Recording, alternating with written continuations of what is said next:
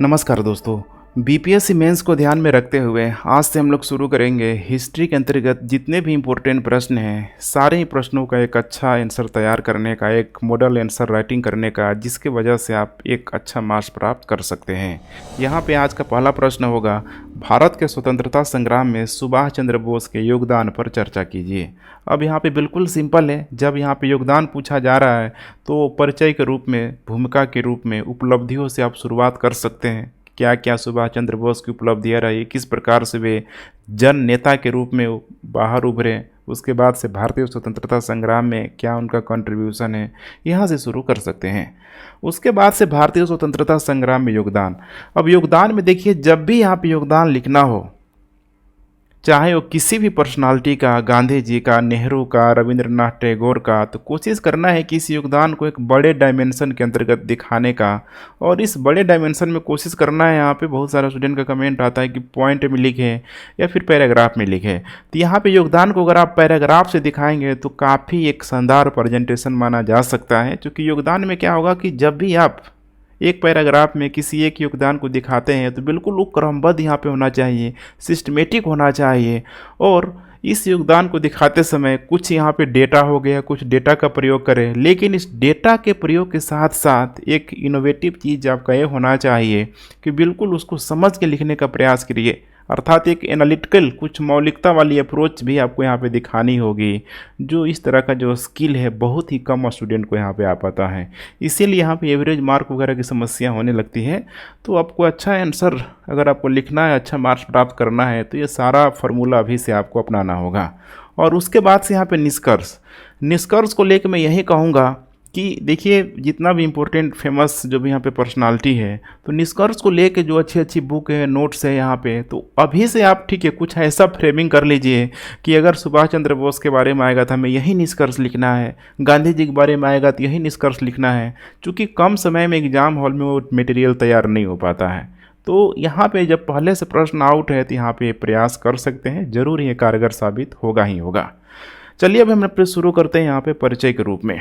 तो यहाँ पे बिल्कुल बेसिक चीज़ों से दिखाने के शुरू कर सकते हैं, जैसे कि उनका जो जन्म हुआ था, वर्तमान में देखा जाए तो उड़ीसा के कटक में 23 जनवरी 1897 को उनका जन्म हुआ था। उसके बाद से उनका जो अकादमिक जो कैरियर था बेहद ही शानदार आपको दिखाई देगा। वर्तमान में इंग्लैंड में स्थित कैम्ब्रिज यूनिवर्सिटी से उन्होंने पढ़ाई भी की। यही नहीं रुके, वे आईसीएस में, भारतीय सिविल सर्विस की परीक्षा में पूरे देख पा रहे हैं, 4th रैंक ओवरऑल उन्होंने 4th रैंक लाया। और 4th रैंक लाने के बाद भी 1921 में उन्होंने इस सिविल सेवा से त्याग पत्र यहाँ पे दे दिया। चूँकि उनका यही मानना था कि हम ब्रिटिश क्राउन के प्रति हम लोग निष्ठा की शपथ में यहाँ पे नहीं ले सकता हूँ। और 1921 के बाद से ही माना जाता है कि धीरे धीरे राजनीतिक कैरियर की यहाँ पे उनकी शुरुआत हो चुकी थी।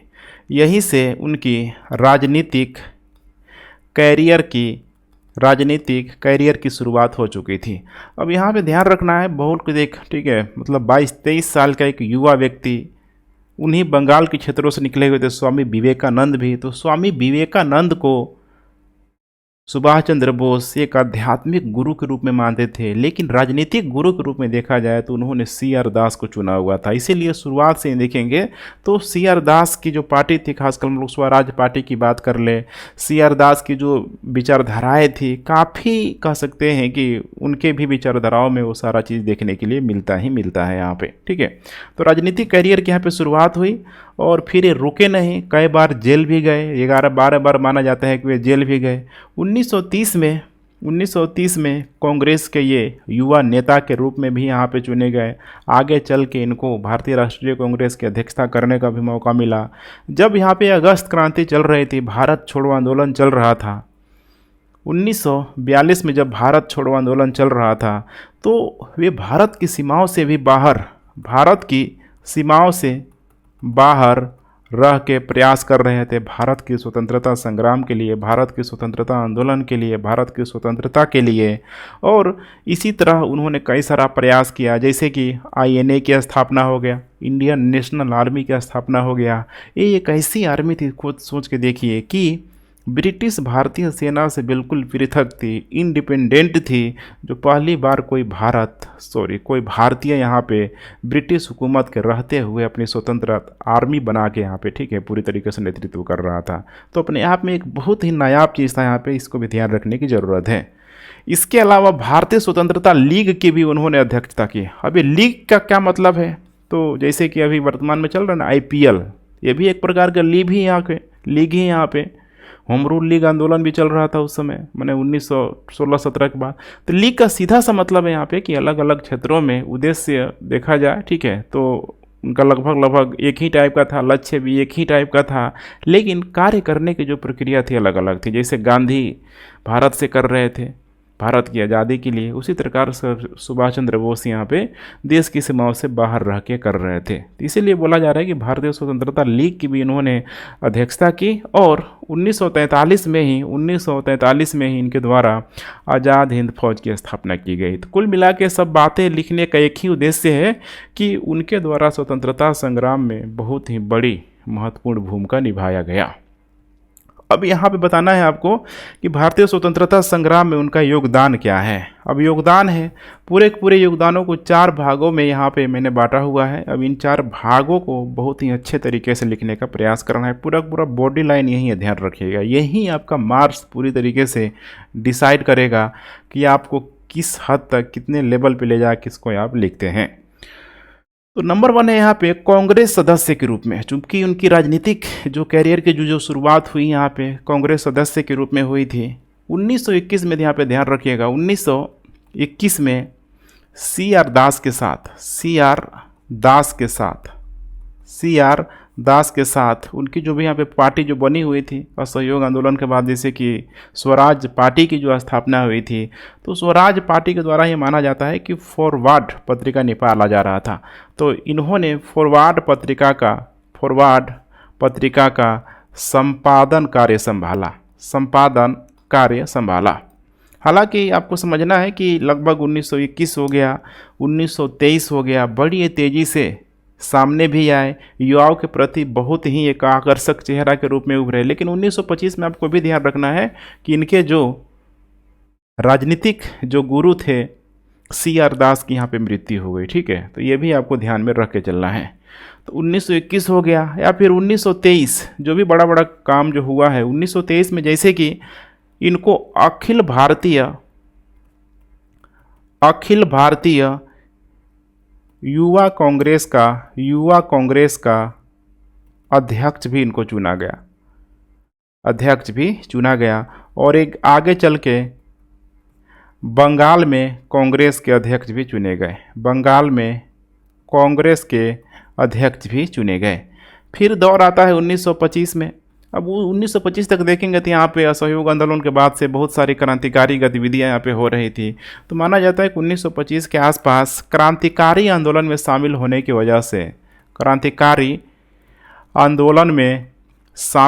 की वजह से इनको मंडेला जेल में यहाँ पे डाल दिया गया था। उस समय माना जाता है कि इनको टीबी भी हो गया था, लेकिन जल्दी ये बाहर निकले। 1927 में जब ये जेल से बाहर निकले तो इनको कांग्रेस पार्टी का महासचिव बनाया गया। और जब महासचिव बनाया गया यहाँ पे, तो माना जाता है कि इन्होंने पूरी तरीके से नेहरू के साथ मिल के काम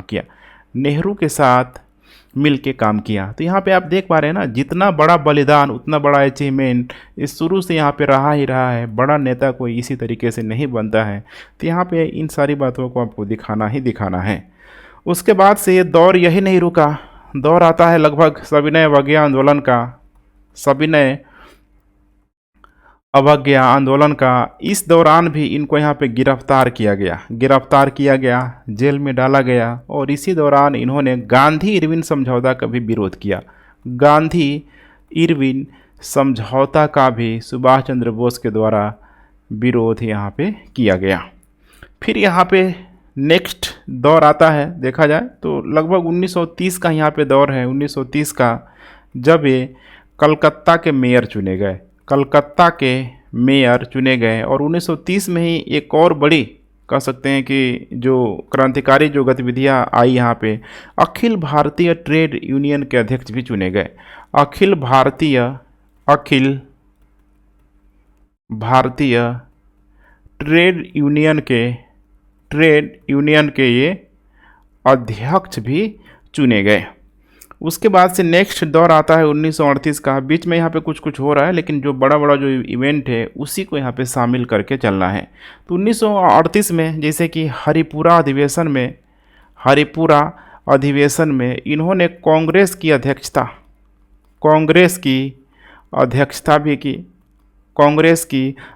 भी की। और फिर से जब बात आया 1939 में तो फिर उसी अध्यक्षता को लेकर आपको पता है, ठीक है, जो गांधी और सुभाष चंद्र बोस के हुआ, इसी को जाना जाता है त्रिपुरी संकट के तौर पे। त्रिपुरी संकट, ठीक है, 1939 का जो त्रिपुरी संकट हुआ, उसी के बाद से धीरे धीरे कांग्रेस से यहाँ पे पूरी तरीके से सेपरेट होने लगे, सेपरेट भी हो गए। और फिर यहाँ पे दौर आता है यहाँ पे द्वितीय विश्व युद्ध का, ध्यान रखिएगा, द्वितीय विश्व युद्ध का। इन्होंने पूरी तरीके से लिनलिथगो के फैसले का विरोध किया, क्योंकि उस समय यही लिनलिथगो यहाँ पे भारत का वायसराय यहाँ पे हुआ करता था, और इसने बिना भारतीयों की अनुमति के भारत को सीधे द्वितीय विश्व युद्ध में घसीट लिया कि भाई भारत जो है मित्र राष्ट्रों की तरफ से यहाँ पे लड़ रहा है। तो माना जाता है कि इसी समय सुभाष चंद्र बोस के द्वारा रिक्वेस्ट किया गया था गांधी से, कांग्रेस से, कि यही समय है, सही समय है कि भारत में सविनय अवज्ञा आंदोलन की यहाँ पे शुरुआत किया जाए। लेकिन मामला उस समय फिट नहीं हुआ। उसी के बाद से धीरे धीरे वे, ठीक है, कांग्रेस से कट के फिर वो चले गए, जापान चले गए, फिर जापान से जर्मनी, उसके बाद सिंगापुर, और फिर जाके वे बाहर पूरी तरीके से क्रांतिकारी गतिविधियों में संलिप्त हो गए। लेकिन उन्होंने जो 1939 में जो सुझाव दिया था, द्वितीय विश्व युद्ध के शुरुआती समय में जो सुझाव दिया था, वो फिर से बाद में देखेंगे तो, ठीक है, गांधी नेहरू ने फिर इसको कहीं ना कहीं यहाँ पे माना भारत छोड़ो आंदोलन के तौर पे। तो इसको आपको यहाँ पे समझने का प्रयास जरूर करना है। उसके बाद दूसरा यहाँ पे हो जाएगा भारतीय राष्ट्रीय सेना का उन्होंने पूरी तरीके से नेतृत्व किया। तो मैंने अभी कुछ देर पहले आपको बताया हुआ था कि ब्रिटिश भारतीय सेना के रहते हुए पहली बार कोई भारतीय था जिसने अपनी स्वतंत्र सेना का गठन किया, नींव रखा, जिनका नाम है यहाँ पे सुभाष चंद्र बोस। तो भारतीय राष्ट्रीय सेना, ठीक है, माना जाता है कि ये कहाँ गए, तो ध्यान रखिएगा बर्लिन में, ठीक है, बर्लिन में जाके इन्होंने स्वतंत्र भारत की स्थापना की, ठीक है। तो बर्लिन यहाँ पे देख पा रहे हैं यहाँ पे, ठीक है, जर्मनी की राजधानी के रूप में मौजूद है बर्लिन। जाके हिटलर से भी ये मिले। जर्मनी से ही इन्होंने आज़ाद हिंद रेडियो का भी संचालन किया। आज़ाद हिंद रेडियो का संचालन, अब रेडियो का संचालन होगा तो लोगों को जागरूक करने के लिए यहाँ पे किया जाएगा, ताकि लोगों में नेशनलिज्म की भावना पूरी तरीके से यहाँ पे प्रसारित हो पाए। 1943 में इन्होंने आईएनए का पुनर्गठन किया।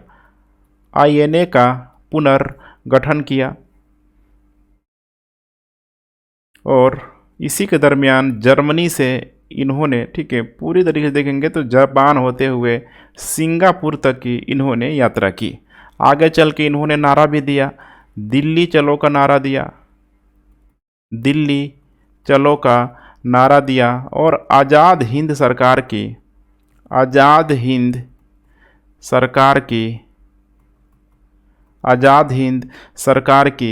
स्थापना की। और इसके साथ साथ अब आज़ाद हिंद सरकार हो गई, एक स्वतंत्र, कह सकते हैं कि देश का, स्वतंत्र भारत का सरकार की स्थापना पहली बार सुभाष चंद्र बोस को ही यहाँ पे कह सकते हैं कि मतलब श्रेय दिया जाता है स्थापना करने का। तो यहीं से इन्होंने भारतीयों के लिए, ध्यान रखिएगा, भारतीयों के लिए भारतीय राष्ट्रीय सेना का गठन भी किया, भारतीय राष्ट्रीय सेना का गठन किया। और यही जो देख पा रहे हैं ना, भारतीय राष्ट्रीय जो सेना का जो गठन हुआ, यही तो माना जाता है कि यही जो सेना था भारतीयों के लिए अभिव्यक्ति का माध्यम बना, भारतीयों के लिए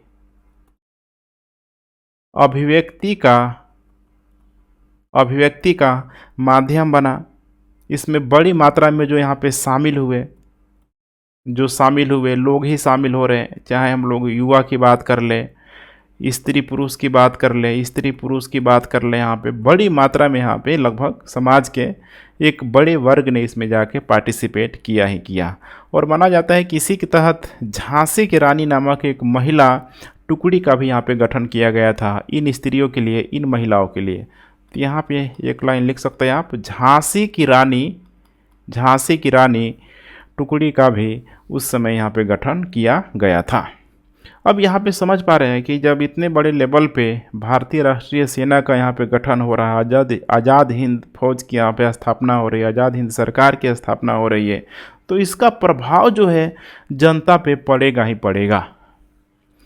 इसका जो प्रभाव है जनता पर पड़ेगा ही पड़ेगा। जैसे गांधी का इतना सारा जो आंदोलन हुआ, कहीं ना कहीं लास्ट में 1942 में उसका प्रभाव पड़ा, तभी तो सारे लोग यहाँ पे खुद ही आंदोलन का नेतृत्व करने लगे। तो चीज़ यहाँ पे आपको देखने के लिए मिल जाएगा कि जनता, माना जाता है कि जो स्वतः स्फूर्त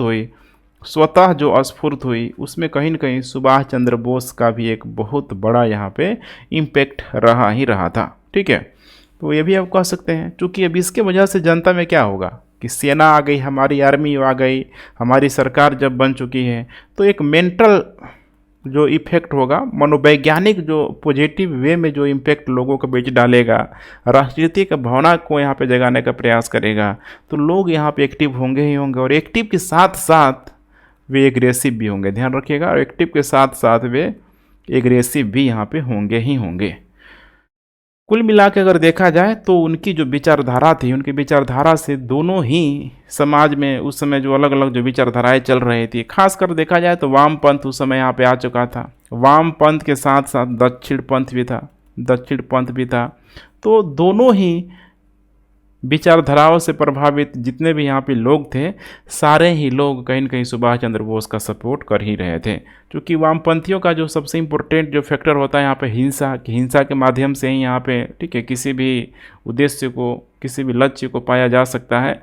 और दक्षिण पंथियों में सबसे अधिक जो भावना होता है नेशनलिज्म का, राष्ट्रीयता की भावना होता है। और दोनों के लिए अगर देखा जाए तो सुभाष चंद्र बोस के विचारों में इन दोनों के लिए जगह पूरा का पूरा था ही। इसीलिए दोनों को वे अट्रैक्ट करने में, आकर्षण करने में काफ़ी हद तक सफल रहे। और दोनों को एकजुट करके उन्होंने स्वतंत्रता के लिए एक मजबूत नींव पूरी तरीके से तैयार किया।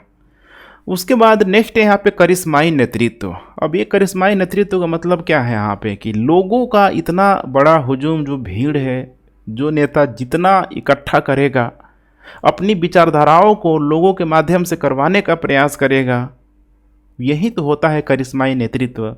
आज भी देख पा रहे हैं, ठीक है, कई सारी जो गवर्नमेंट है, बड़ी बड़ी जो बहुमत के रूप में सरकार बनाई है, तो उसमें एक बड़ा जो रोल होता है, उसका इम्पोर्टेंट जो नेता का जो रोल होता है, उसी को बोला जाता है करिश्माई नेतृत्व। ध्यान रखिएगा, करिश्माई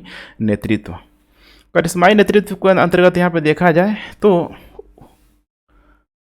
सुभाष चंद्र बोस में कर्म शक्ति के साथ साथ एक करिश्माई नेतृत्व के भी वे धनी थे। अब यहाँ पे जो उन्होंने जो नारा दिया जय हिंद का जो नारा दिया कि तुम मुझे खून दो मैं तुम्हें आज़ादी दूंगा, ये नारा आज भी देख पा रहे हैं। आज भी ये जो नारा है युवाओं के बीच, या जब ऐसी बात आती है, कुछ परिस्थितियाँ आती है, तो ये नारा कितना कारगर यहाँ पे साबित होता है। ये बहुत अपने आप में एक मोटिवेशनल जो नारा है, समझ पा रहे हैं, सोए हुए व्यक्ति को, मुर्दों को ये जगाने के लिए काफ़ी है। तो तुम मुझे खून दो, मैं तुम्हें आज़ादी दूंगा। इस तरह का बात अगर कोई व्यक्ति कर रहा है तो स्वाभाविक सी बात है कि लोग उसके पीछे जाएंगे ही जाएंगे, खासकर भारतीय बड़ी मात्रा में जाएंगे ही जाएंगे। इसके बाद से दूरदर्शिता, पूरा का पूरा नेता, एक सक्षम नेता वही होता है कि जो दूरदर्शिता को यहाँ पे देख सके, आने वाले समय में क्या होगा, उसका परिणाम क्या होगा, उसको देख सके। तो दूरदर्शी भी थे और वीरता पूर्वक उन्होंने यहाँ पे कई सारा कदम भी उठाया। जैसे अगर देखा जाए इसके तहत, तो उनकी यही ना दूरदर्शिता थी कि भाई हमें फांसीवादी शासकों का यहाँ पे सहारा लेना चाहिए। फांसीवादी सत्ता का, फांसीवादी शासकों का पूरी तरीके से यहाँ पे सहारा लेना चाहिए, क्योंकि द्वितीय जो विश्व युद्ध का जो दौर है बिल्कुल ही भारत के लिए एक अपॉर्चुनिटी का दौर लाया है यहाँ पे। और जिस तेज़ी से यहाँ पे जर्मनी आगे बढ़ रहा था, नो डाउट अगर अमेरिका उसमें शामिल नहीं हुआ होता लास्ट तक तो मामला कुछ और ही होता।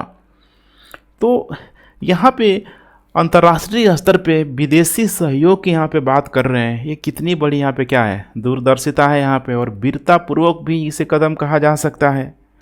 ये विदेशी शक्तियों के समर्थन की बात कर रहे हैं, विदेशी शक्तियों के समर्थन की बात कर रहे हैं, जो कि गांधी को किसी भी कीमत में मंजूर नहीं था। सबका ध्यान रखिएगा, अपना अपना आर्गूमेंट है। अगर इस हिस्ट्री के दौरान अगर आप एक चश्मे को लगा के देखेंगे तो फिर जज करना बहुत आसान हो जाएगा, ठीक है। लगेगा कि ये खराब है या अच्छा है, लेकिन हिस्ट्री का पढ़ने का तरीका ये नहीं होता है। सबको देखना होगा, सारे ही विचारधाराओं को, जो भी एंगल है सबको यहाँ पे देखना होगा। सबका अपना अपना यहाँ पे एस्पेक्ट है, उसको ध्यान में ज़रूर रख के चलना होगा।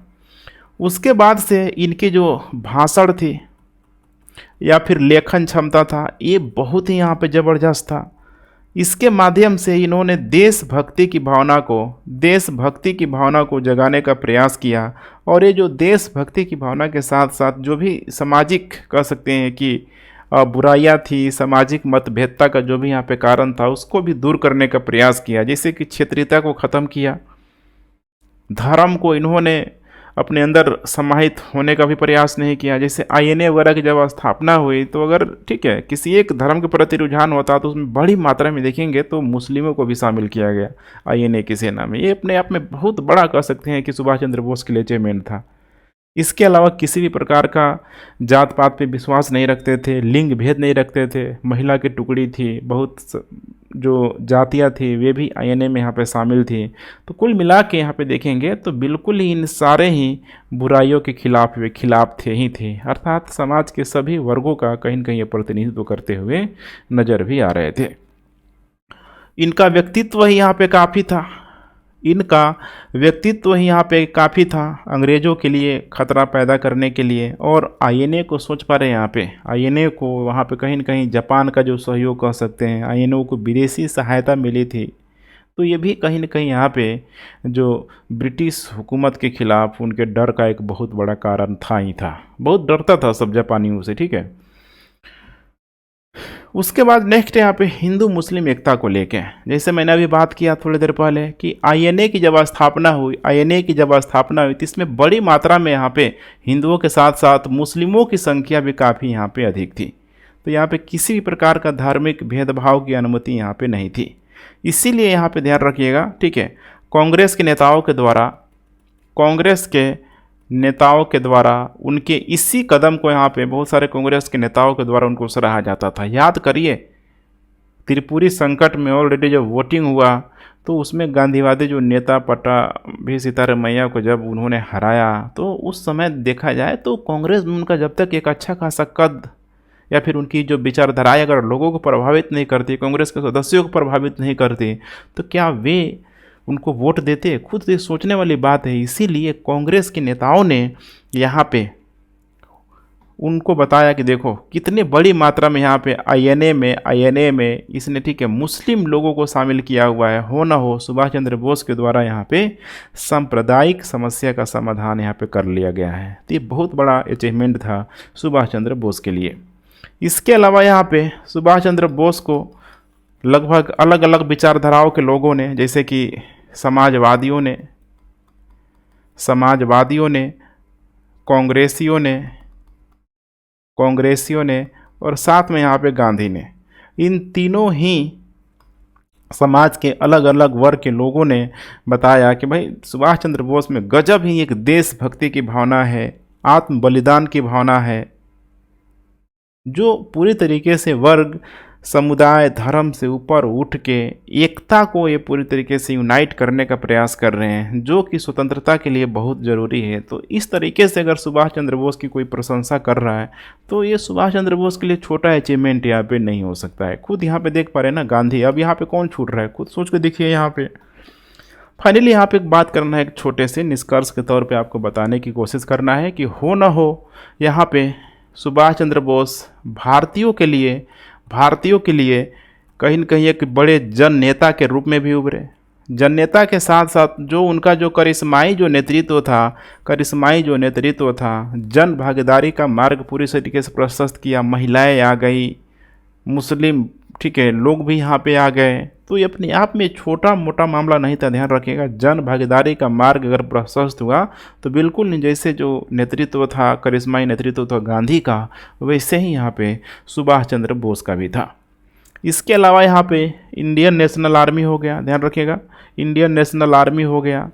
और यहाँ पे बोस, सुभाष चंद्र बोस, ठीक है, ब्रिटिश साम्राज्यवाद के खिलाफ पूरी तरीके से इन्होंने जिस तरीके से लोहा लिया, जिस तरीके से प्रतिनिधित्व किया, जिसके वजह से भारतीय मुक्तिदाता के रूप में आप कह सकते हैं, या फिर देशवासियों में एक गजब का योगदान जगाने के लिए आप कह सकते हैं, ठीक है। हर वर्ग को यहाँ पे इन्होंने जगाने का प्रयास किया कि भाई खड़े हो जाओ, जग जाओ और अपने आज़ादी के लिए अंग्रेज़ों से लड़ पड़ो, जैसे यहाँ पे गांधी ने किया हुआ था।